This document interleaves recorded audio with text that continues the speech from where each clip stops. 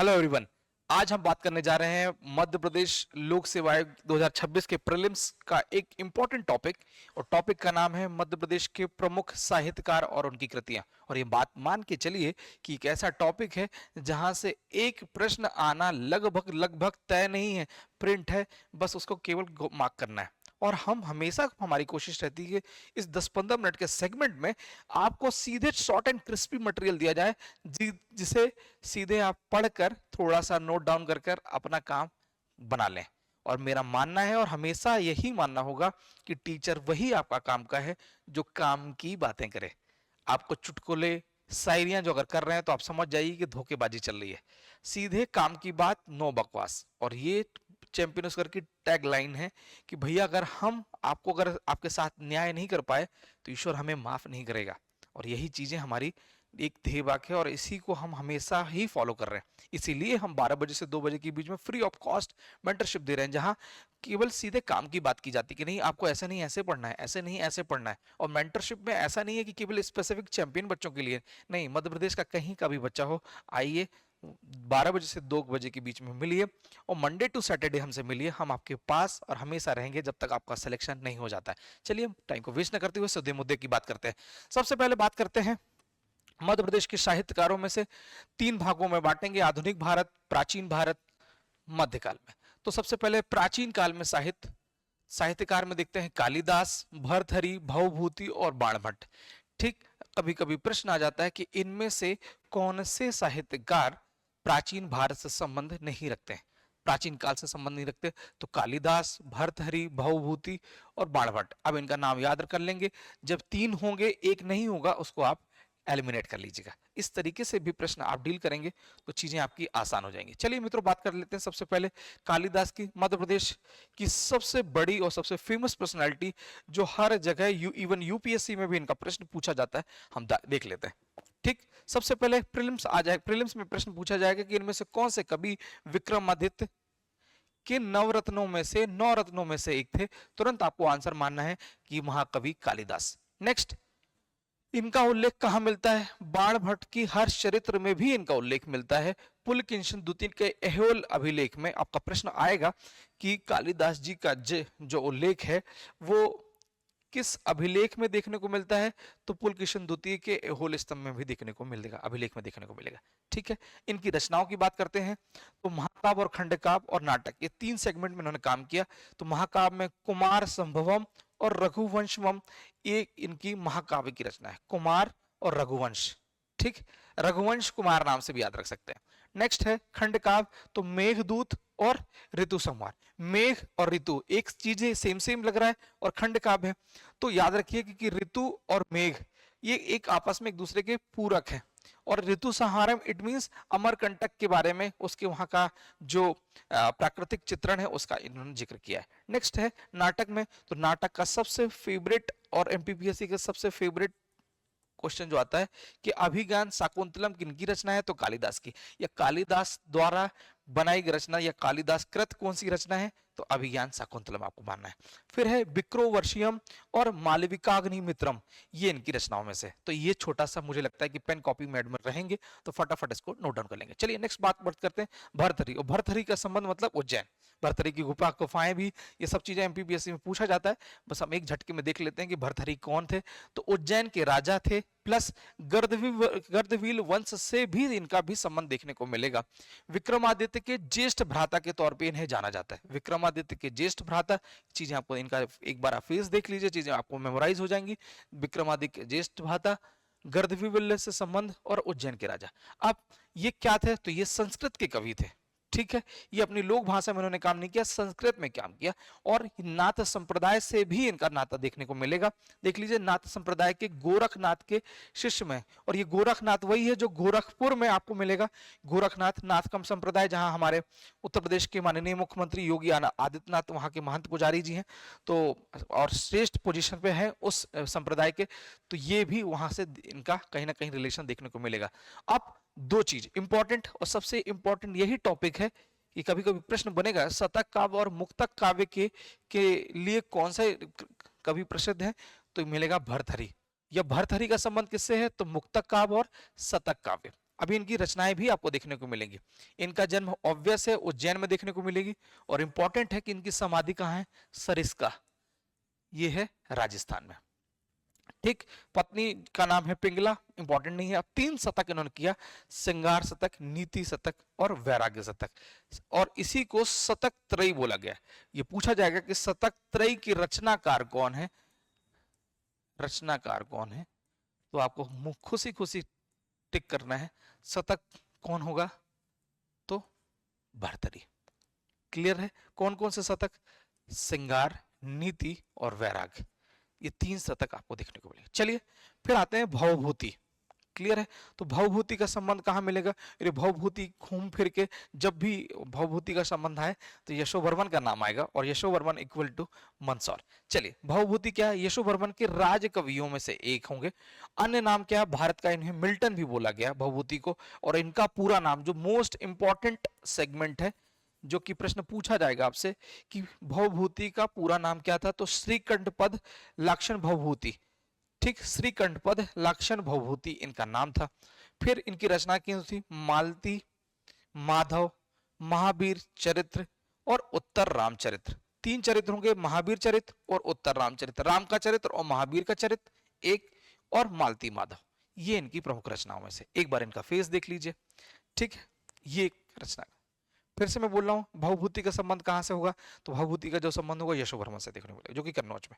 फिर बात करते हैं कि इनका क्या है, तो भैया मिल्टन भी बोला गया, पानी पीने की बोतल नहीं मिल्टन, ये भारत का मिल्टन है। ठीक है, बहुत बड़े लेखक में से होंगे।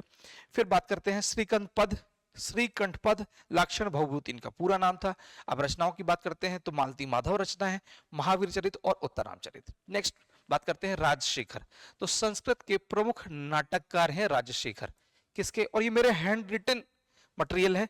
ठीक है, टाइपिंग वाइपिंग में भरोसा मैं नहीं करता हूँ, हाथ से लिखने की चीजें ज्यादा बढ़िया रहती है। आप किसके दरबारी थे ये पूछा जाएगा, ये इंपॉर्टेंट सेगमेंट है कि राजशेखर किसके दरबारी थे, तो युवराज देव प्रथम जो कलचुरी शासक थे उनके दरबारी थे राजशेखर। ठीक है, कलचुरी शासक कौन थे, युवराज देव प्रथम। नेक्स्ट, आप इनकी रचनाएं पूछ लिया जाए कि राजशेखर की कौन कौन सी है, तो काव्य मीमांसा, कपूर मंजरी, बाल रामायण और बाल भारत। तो बाल बाल 2 हैं, बाल रामायण और बाल भारत। फिर कासे कासे 2 कासे है, काव्य मीमांसा और कपूर मंजरी। फिर से मैं यह रटवा दे रहा हूं, 2 बाल होंगे, एक बाल रामायण और एक बाल भारत। ठीक, फिर कपूर मंजरी और काव्य मीमांसा, 2 इनकी रचनाएं होंगी, रट डालिए। नेक्स्ट है बाणभट्ट। बाणभट्ट हमेशा याद रखिए कि बाणसागर जो नाम सुन रहे होंगे वो भी इन्हीं के नाम से है। इस शहडोल के आसपास का जो पूरा क्षेत्र है वहां इनका अपना वैभव देखने को मिलेगा। चलिए, दरबारी कहाँ के थे, बाणभट्ट जो थे वो हर्षवर्धन के ही दरबारी के तौर पे दिखेंगे। और इनका अन्य नाम क्या था, वनांचल का कवि। वनांचल से क्या तात्पर्य है, वह कवि जिन्होंने वन के जो प्राकृतिक घटाएं थी और वहां की प्राकृतिक, मतलब कुल मिला के घूम फिर के ग्रीनरी के बारे में उन्होंने चर्चा की, तो ये प्राकृतिक चित्रण की वजह से इन्हें वनांचल का कवि बोला गया।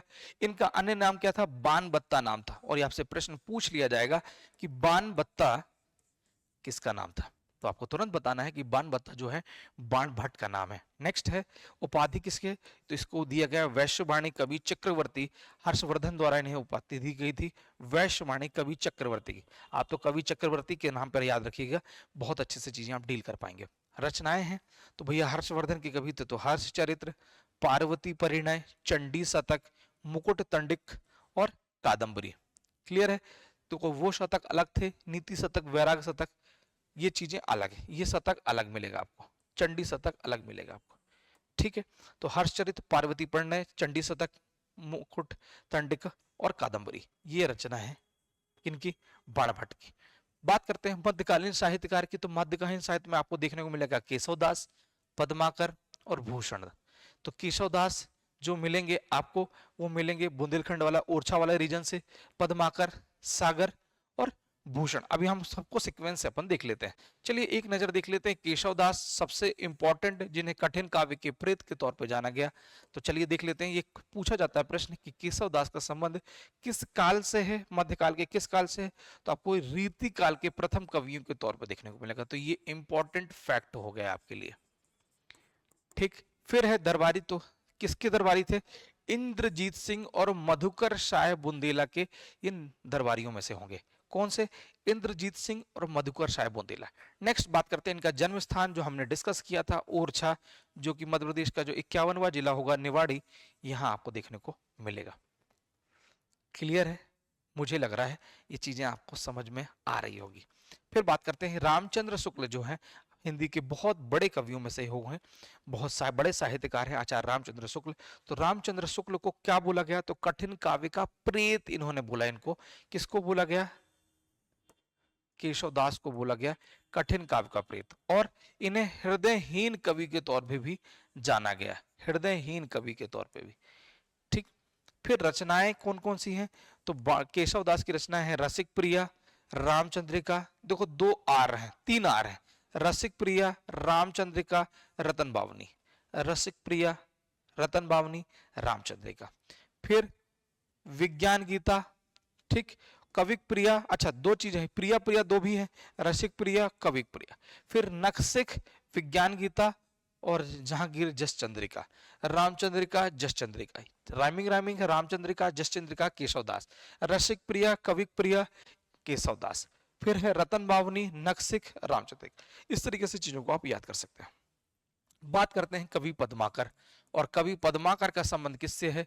तो आपको धूमधाम से याद रखना है, कवि पद्माकर का संबंध किससे है? सागर से। तो इनका जन्म स्थान आपको मिलेगा सागर। इनका वास्तविक नाम, मोस्ट इंपॉर्टेंट, क्योंकि हर एग्जाम में इस टाइप का पूछा जाता है कि किसका वास्तविक नाम क्या था, तो भाई इनका नाम जो था वो था प्यारे लाल। ठीक, पद्माकर प्यारे लाल। ठीक, इनको उपाधि किस कौन सी मिली? कवि शिरोमणि, कवि शिरोमणि। ठीक, अब राजाश्रय यानी किस राजा के आश्रम में थे इनका? तो दौलत राव सिंधिया, क्योंकि देखिए सागर है और वहां से ग्वालियर पास पड़ता है, तो ये आसपास जो हमारा सिंधिया राजवंश होगा, यहाँ इनका आश्रय प्राप्त होगा।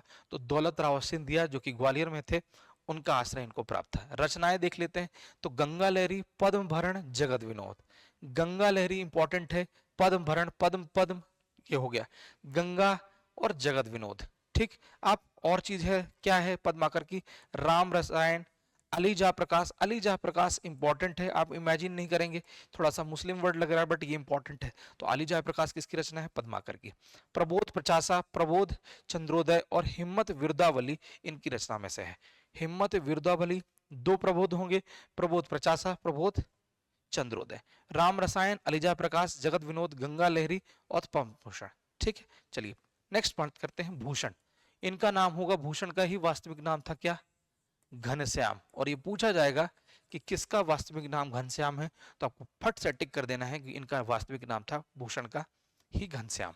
नेक्स्ट उपनाम क्या है? जटाशंकर भी इनको बोला गया और घनश्याम भी बोला गया। तो हमने घनश्याम रट लिया था, अब हमको जटाशंकर भी याद करना है। राजाश्रय किनका आश्रय प्राप्त था? तो छत्रपति शिवाजी जी का भी और छत्रसाल बुंदेला का। आपको छत्रपति शिवाजी नहीं पूछा जाएगा, आपको पूछा जाएगा कि भूषण का किसके अंडर में काम कर रहे थे, उनके उनके टाइम पीरियड में कौन राजा थे? तो छत्रसाल बुंदेला इनके राजाओं में थे। फिर उपाधि किस? तो भूषण की उपाधि चित्रकूट के सोलंकी राजा रुद्र शाह द्वारा दी गई थी। और ये फैक्ट पूछा जाएगा कि भूषण को किसके द्वारा भूषण की उपाधि प्राप्त हुई थी? तो चित्रकूट के राजा सोलंकी कौन से? रुद्र शाह के द्वारा इनको चीजें प्राप्त थी। बात करते हैं रचनाओं में। तो छत्रसाल दशक, शिवा भवनी, शिवराज भूषण, भूषण हजारा, भूषण उल्लास, छत्रसाल दशक। ठीक, कई देखो ये फिर छत्रसाल 2 टाइम्स आ चुका है, इसको काट दो। भूषण भूषण कितने? शिवराज भूषण, भूषण उल्लास, भूषण हजारा। जितने भूषण लगो तो इटसेल्फ, मगर ये प्रश्न में पूछा नहीं जाएगा कि भूषण की रचना है, भूषण को फिर तो वो चीजें हिंट हो जाएंगी। ये पूछा जाता है छत्रसाल दशक किसकी रचना है, तुरंत आपको बताइए। छत्रसाल इन्हीं के सानिध्य में थे, मतलब छत्रसाल के सानिध्य में ये थे, तो ये आ जाएगा कौन? भूषण। शिवावनी किसकी रचना है? तो भूषण की रचना है। नेक्स्ट बात करते हैं आधुनिक साहित्यकार, कि भैया चलो अब आधुनिक साहित्यकार कौन है, क्या जरूरत है, क्या नाम है, तो फटाफट एक नजर देख लेते हैं। आधुनिक में माखनलाल चतुर्वेदी। अब माखनलाल चतुर्वेदी क्यों है? तो भैया ये आधुनिक साहित्य में मध्य प्रदेश का गौरव है। इन्हें भारतीय आत्मा के नाम से भी जाना जाता है कि एक भारतीय आत्मा। कौन से? माखनलाल चतुर्वेदी। और यही थे जो उन्होंने स्वतंत्रता संग्राम में भी इन्होंने मॉडर्न टाइम पीरियड में ध्यान उन्होंने अपना योगदान दिया। 1889 में इनका जन्म हुआ, कोई इंपॉर्टेंट नहीं है। बावई जो कि होशंगाबाद था, अब नर्मदापुरम हो गया। बावई को ही क्या कर दिया? माखन नगर न कर दिया गया। अब इनकी जन्म स्थली अगर नर्मदापुरम है तो कर्म स्थली खंडवा है, ये याद रखना है, ये इंपॉर्टेंट है।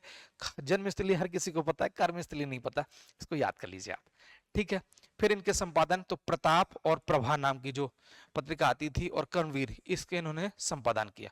और कभी कभी पूछा जाता है कि कर्मवीर का संपादन कहां से होता था, तो भैया जबलपुर से होता था। प्रभा और प्रताप दो, कर्मवीर जबलपुर। रस रसिक मित्र नाम की रचना जो थी इनकी पहली रचनाओं में से, ये कहीं डेट आपको नहीं मिलेगी, इसको लिखिएगा।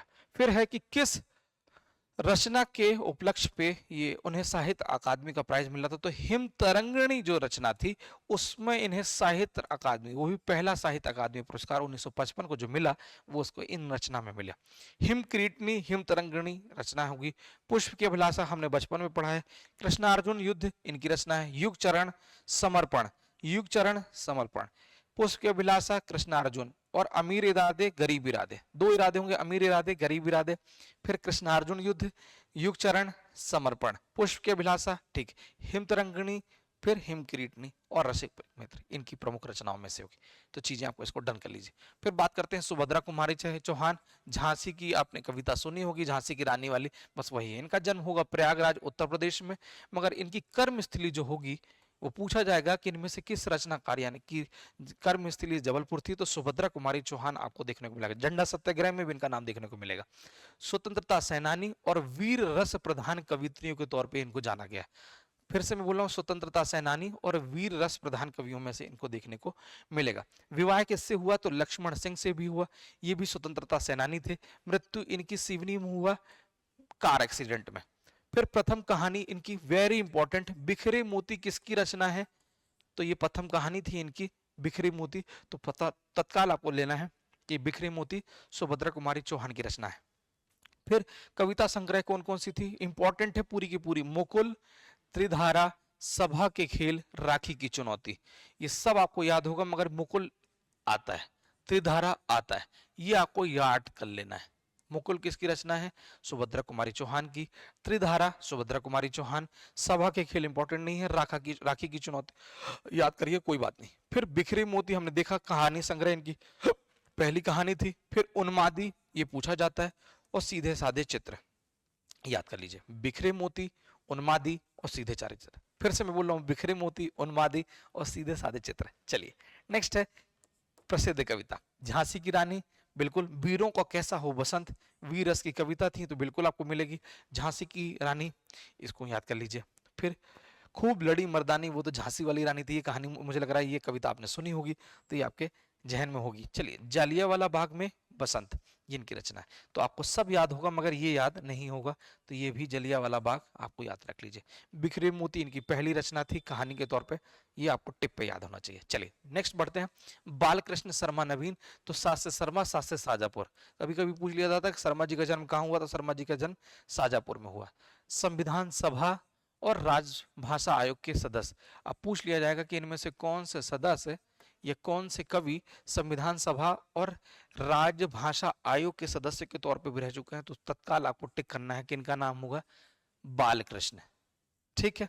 नेक्स्ट है, इनको 1960 में पद्म भूषण मिला। कब?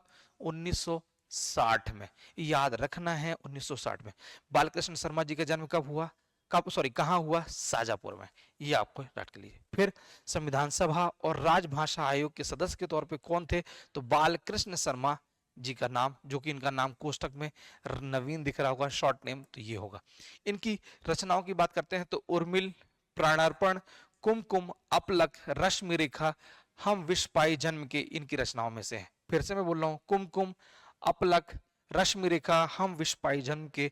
कुमकुम, फिर से कर रहे हैं, कुमकुम, अपलक, रश्मि रेखा, कुमकुम, अपलक, रश्मि रेखा, हम विष पाई जन्म के। और प्राणपल और उर्मिल इनकी रचनाओं में से। फिर से देख लो, कुरपुल, कुमकुम, अपलक, क्वासी, रश्मि रेखा, विनोद स्तवन और हम विष पाई जन्म के। फिर महाकाव्य जो है वो कौन सा है, उर्मिला इनका महाकाव्य है, 1957 में इन्होंने इसको लिखा। आगे बात करते हैं पंडित भवानी प्रसाद मिश्र की। भवानी प्रसाद मिश्र की, तो भैया टिकरिया गांव नर्मदापुरम, भवानी प्रसाद मिश्र नर्मदापुरम में मिलेंगे। फिर देखो इनके संपादन कल्पना का और विचार, ये दो पत्रिका मिलेंगी, कल्पना और विचार, तो दोनों पत्रिका का संपादन इन्होंने किया। फिर एक इनका संबंध कहा 1930 में तरुणाई जंगल सत्याग्रह में भी इनका नाम देखने को मिलता है। किनका? भवानी प्रसाद मिश्र। तरुणाई जंगल सत्याग्रह में भी इनका नाम मिलता है और तरुणाई जंगल सत्याग्रह 1930 में देखने को मिलेगा। फिर बात करते हैं बुनी हुई रस्सी किसकी रचना है, तो बुनी हुई रस्सी भी भवानी प्रसाद मिश्र है। साहित्य अकादमी प्राइज मिला। रचनाएं गांधी गांधी पंचसती, गीत फरोश, चकित है दुख, बुनी हुई रस्सी, कालजयी, सतपुड़ा के घने जंगल, अंधेरी कविताएं। तो भैया बच्चों सतपुड़ा के घने जंगल भवानी प्रसाद मिश्र की प्रमुख रचनाओं में से एक है। बुनी हुई रस्सी भी पूछी जाती है, चकित है दुख इनका भी रचना है, और सबसे इंपॉर्टेंट गीत फरोश पूछा जाता है। गीत फरोश किसकी रचना है, तो गीत फरोश है भवानी प्रसाद मिश्र की। नेक्स्ट बात करते हैं गजानन माधव मुक्तिबोध। तो ये गजानन माधव मुक्तिबोध की जो जन्म होगा वो शिवपुर में होगा, और इन्होंने साहित्य पत्रिका हंस का संपादन किया। साहित्य पत्रिका हंस किनका? गजानन माधव मुक्तिबोध। ठीक। चांद का मुंह टेढ़ा, ये आपको रटा होगा मगर फिर से मैं रटवा रहा हूं। गजानन माधव मुक्तिबोध, गजानन माधव मुक्तिबोध की रचना थी चांद का मुंह टेढ़ा, काठ का सपना, सतह से उठता आदमी और विपात्र। कामयनी इनकी प्रमुख रचनाओं में देखने को मिलेगा। एक पुनर्विचार, भारत इतिहास और संस्कृति, नई कविता का आत्मसंघर्ष। ये थोड़ा टफ लग रहा होगा मगर इसका मल्टीपल रिवीजन करेंगे तो चीजें याद होंगी, मगर इंपॉर्टेंट है। चांद का मुंह टेढ़ा ये प्रश्न पूछा जाता है, तो गजानन, और गजानन क्या होता है, थोड़ा सा मुंह इनका टेढ़ा होता है ऐसा, तो ऐसे भी चीजें याद कर सकते हैं। फिर आते हैं हरिशंकर परशाई, व्यंग के बहुत बड़ा पर्सनालिटी, व्यंग के लिए एकमात्र नाम जाना जाता है। जमानी गांव में यानी कि नर्मदापुरम में इनका जन्म देखने को मिलेगा। संपादन वसुधा पहरी, विकलांग श्रद्धा का दौर, ये इनकी पत्रिकाएं थी, तो इस टाइम पीरियड में इन्होंने वसुधा पहरी और विकलांग श्रद्धा का दौर जो किताबें थी इनका संपादन किया। फिर बात करते हैं रचनाएं, तो रानी नागफनी, अब देखो ऊट पटांग जो नाम होंगे अजीब से बिल्कुल चीजें मैच नहीं करूंगी, वो हरिशंकर परसाई की होगी। रानी नागफनी की कहानी, तट की खोज, हंसते हैं रोते हैं, भूत के पांव पीछे, ठिठुरता हुआ गणतंत्र। फिर से मैं बोल रहा हूं, ठिठुरता हुआ गणतंत्र, भूत के पांव पीछे, हंसते हैं रोते हैं, तट की खोज, रानी नागफनी की कहानी। एकदम इररिलेवेंट चीजें दिखेंगी मगर वो जो रिलेवेंट होगी वो हरिशंकर परसाई जी की होगी। ठीक है, चलिए शरद जोशी, शरद जोशी है, वो उज्जैन में इनका जन्म देखने को मिला 1990 में। परिक्रमा, किसी बहाने, रहा किसी बहाने, तिलिस्म, राह किनारे बैठ, जीप पर सवार, इल्लियां, मेरे श्रेष्ठ व्यंग। तो जीप पर सवार, इल्लियां और तिलिस्म और राह किनारे बैठ इनकी प्रमुख रचनाओं में से आपको देखने को मिलेगा। अंधों का हाथी भी इनका प्रमुख रचनाओं में से। डॉक्टर शिव मंगल सिंह सुमन, ये शिव मंगल सिंह सुमन उत्तर प्रदेश के हैं। 1974 में इन्हें पद्मश्री से सम्मानित किया गया था। 1999 में पद्म भूषण से सम्मानित किया गया था। साहित्य अकादमी में इनको मिला मिट्टी की बारात, साहित्य मिट्टी की बारात जो इनकी रचना थी उसमें साहित्य अकादमी प्राइज इनको देखने को मिलेगा। रचनाएं देख लेते हैं। हिल्लोल, जीवन के ज्ञान, विश्वास बढ़ता गया, प्रलय सजन पर आंखें नहीं, और विंध्य हिमालय और वाणी की व्यथा इनकी प्रमुख रचनाओं में से एक होगी। फिर बातें हैं गिरिजा कुमार माथुर, तो माथुर जो होंगे वो अशोकनगर से संबंधित रखेंगे। और साहित्य अकादमी प्राइज मिला किसकी रचना में, तो मिला वक्त के हूं सामने, वक्त के हूं सामने, वक्त के हूं सामने में इन्हें साहित्य अकादमी प्राइज लिया। नाश और निर्माण, धूप के धान, शिला पंख, मुझे और भी कहना है, हम होंगे कामयाब। तो जिसमें हम होंगे कामयाब इंपॉर्टेंट है गिरिजा कुमार माथुर जी की रचना। शिलापंख, मुझे और भी कहना है, नाश और निर्माण, धूप के। ठीक। फिर बाल कवि बैरागी, ये नीमच के हैं और इनका बचपन का नाम या मूल नाम बोल सकते हैं नंदराम था। ठीक। गन्ने मेरे भाई, सारा देश हमारा, एक ये प्रश्न आता है गन्ने मेरे भाई किसकी रचना है, तो भैया गन्ने मेरे भाई बाल कवि बैरागी की रचना है।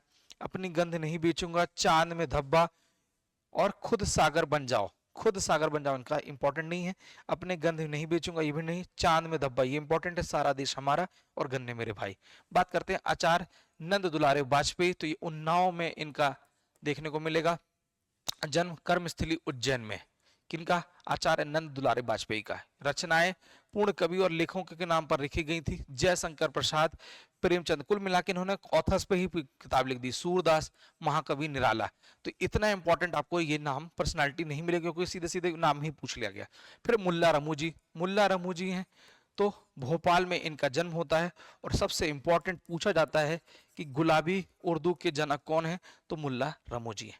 ठीक है। रचनाएं क्या है? लाठी और भैंस, औरत जात और मुसाफिर खाना। लाठी और भैंस, औरत जात और मुसाफिर खाना इनकी रचना। अमृतलाल बेगड़, अमृतलाल बेगड़ जो होंगे वो होंगे जबलपुर से। और अमृतलाल बेगड़ चित्रकार भी थे, याद रखिए, साहित्यकार के साथ साथ। तो गुजराती हिंदी भाषा और लेखक, पर्यावरणविद और चित्रकार के तौर पे भी जाना गया। इनकी इंपॉर्टेंट रचना कौन सी है? अच्छा, इन्हें नर्मदा पुत्र के नाम से भी जाना जाता है। तीरे तीरे नर्मदा, सौंदर्य की देवी नर्मदा, नर्मदा तुम कितनी प्यारी हो। ये सब जितना नर्मदा लिख रहा है, नाम जो दिख रहा है, सब मां नर्मदा का एक मात्र पुत्र होंगे। कौन? अमृतलाल बेगड़। ये वीडियो आपको कैसा लगा आप हमें कमेंट करके बताइएगा। अगला वीडियो किस टॉपिक में होना चाहिए हमें बताएं। मिलते रहेंगे इसी प्रकार की वीडियो के साथ, तब तक स्टे ट्यून। जय हिंद, जय भारत, जय मध्य प्रदेश।